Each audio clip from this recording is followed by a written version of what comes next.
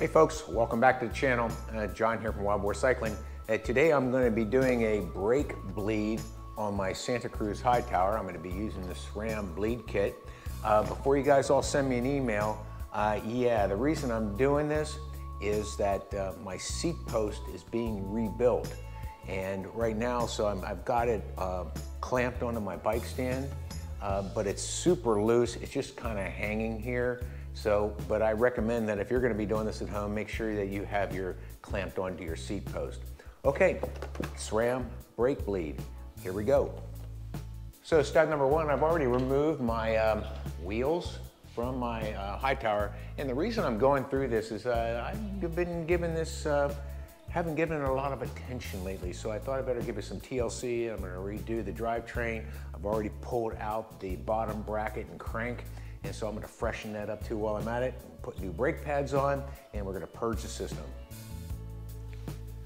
So now that I have my wheel out of the way, my first step is going to be to remove the brake pads. Now there's a little clip here on the side. I'm just going to pull that off with my fingers. You might like it better if you're using it with a pair of needle nose pliers. And then I'm going to get my 2.5 millimeter Allen wrench and release the bolt. The retaining bolt. Now, a quick trick for this is make sure that you don't put your fingers on those brake pads. I just kind of tucked them in here the other day to keep them out of the way. I'm going to move that over here. I'm going to need that bolt back in a minute when I put the spacer in. So I'm going to grab it by the carriers. I'm going to be real careful not to touch those brake pads because we don't want to contaminate them with anything. Next step in my process, I'm going to be using the bleed block that you insert inside the caliper. So while you're making your adjustments, those pads don't come all back together again. And it's really nice with the SRAM kit because they give you, gosh, all sorts of sizes that you can pick from, the one that's going to work best for your bicycle. And I'm going to simply install the bleed block. I'm going to slide right in here. I'm going to keep my fingers out of there. I don't want to contaminate anything with oils. Now, remember you moved that bolt when we first started this process. Let's get that back out and put that back in place to hold the bleed block in place. And I'm just going to snug this in here just to keep things all tidy and in place while I'm working. So before I get too much further into this, I want you to pay attention to the style of brake caliper that's on here. This is the new design from SRAM after 2015, but you're going to have to check your calipers and make sure. But this is a bleeding edge port, and it takes this particular type of attachment on the syringe that's going to pop right on here and allow you to do this without so much loss of hydraulic fluid as you do your brake bleed process. Okay, so we're going to use the bleeding edge port. So the first thing I'm going to do is I'm going to remove the little black rubber stopper here. And the next piece is to go in here and just loosen this. I've got a 4 mil right here. This is going to be a 4 millimeter, it looks like.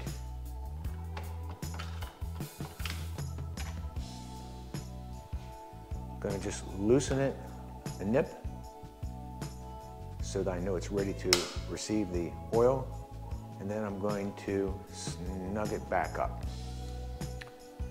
So what I'm doing right now is I'm preparing the syringes. Here's the one that I'm going to use down here on the caliper, and then I'm going to go up on the crank up front here and put the other one in place.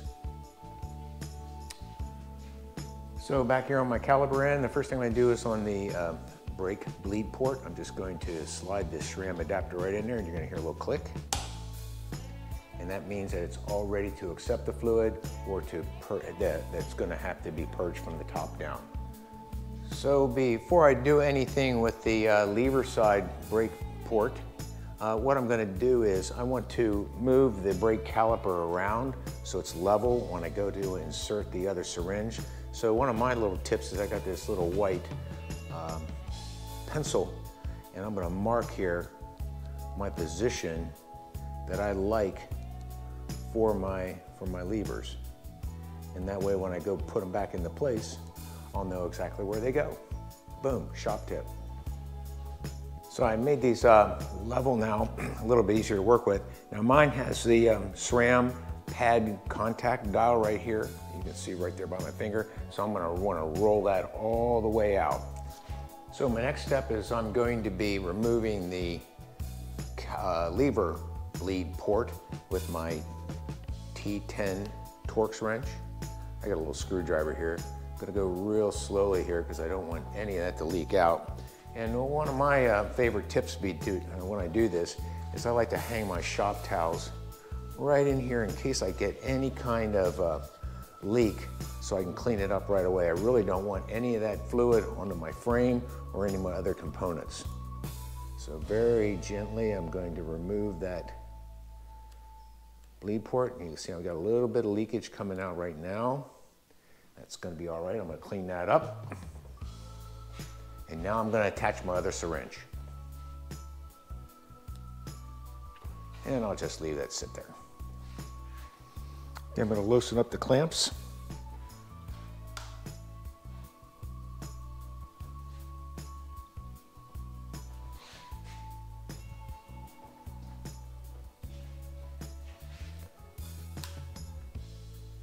And we're ready to bleed. I'm going to loosen the bleed port adapter because we know that's ready to roll.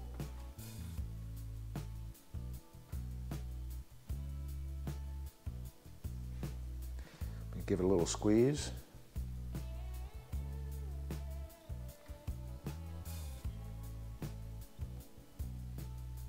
Now I'm going to pull back gently. And I can see lots of air bubbles coming out.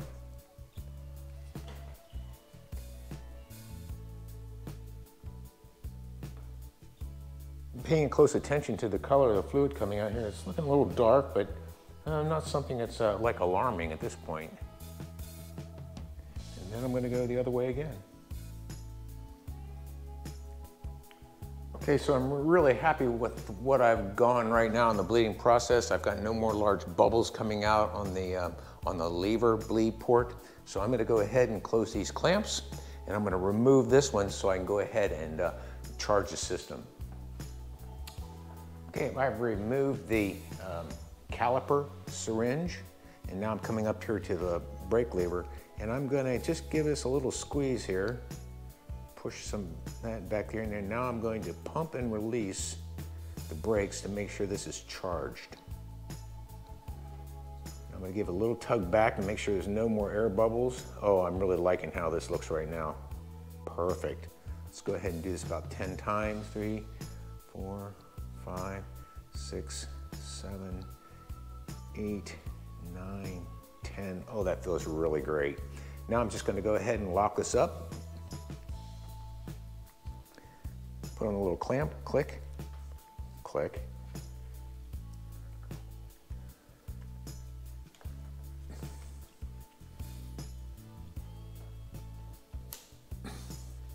And I'm all set there to remove the lever syringe. Carefully, and remember I've got my shop towels right here just in case I have any drips left over. Oops, hang in there. A little bit of fluid, don't bounce around too much there. My T10 torque wrench, torque screwdriver here. Really quite handy for these smaller pieces. And let me tighten that down in there. Boom. And now I've got a closed system. I'm gonna go ahead and get some isopropyl alcohol out here and clean that all off and make sure that we don't have any residual hydraulic fluid hanging around here. Isopropyl alcohol, 91%. Make sure we clean everything off here. Looks like we're all set to repeat it on the front side. Same process. Okay, I got some positive pressure inside of here. Next thing I'm gonna do is I'm gonna remove the syringe from the lever bleed port. And I got some dripping going on, but that's okay. I'm gonna wipe that up in just a moment after I put the screw back in place.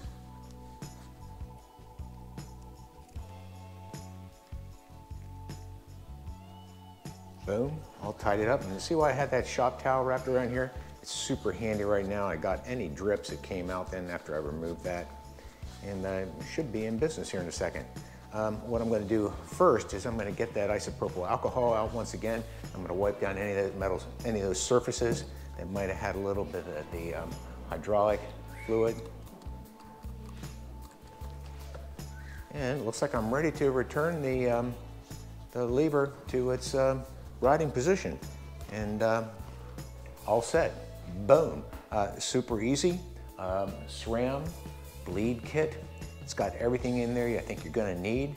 I hope this video was helpful, and if you like it, make sure you do the standard YouTube thing, so like, subscribe, and notify, so we'll let you know when our next production becomes available.